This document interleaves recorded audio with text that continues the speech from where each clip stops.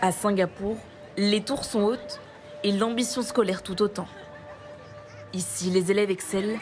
Il y a l'école, une trentaine d'heures par semaine, puis bien souvent des cours particuliers, comme ici, dans cette classe de mathématiques.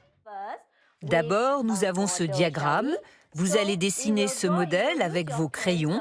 Il va représenter 8 cookies au chocolat. Les cookies symbolisent les fractions, le rectangle l'ensemble.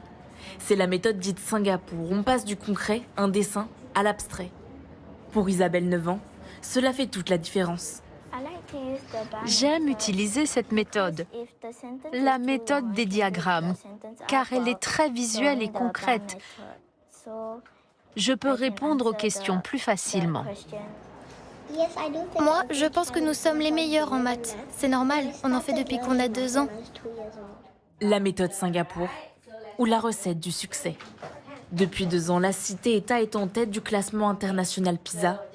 D'excellents résultats, obtenus aussi grâce aux enseignants. Nous aussi, les professeurs, on est évalués.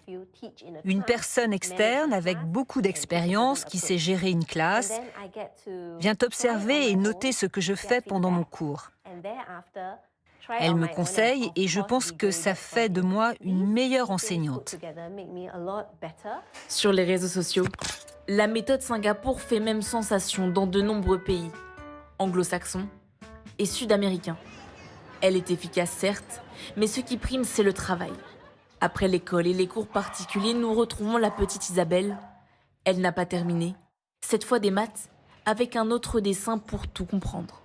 Avant, j'avais beaucoup de mal avec les fractions, mais après, j'ai appris à les résoudre grâce à un dessin en forme de papillon, et c'est beaucoup plus simple. Mais pour son père, c'est l'exigence au quotidien.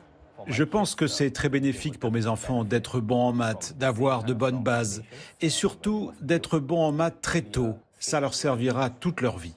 La méthode Singapour a déjà été adoptée dans près de 70 pays. Intéressante cette méthode avec ses bons et ses mauvais côtés. Arnaud, est-ce qu'elle est applicable chez nous en France ?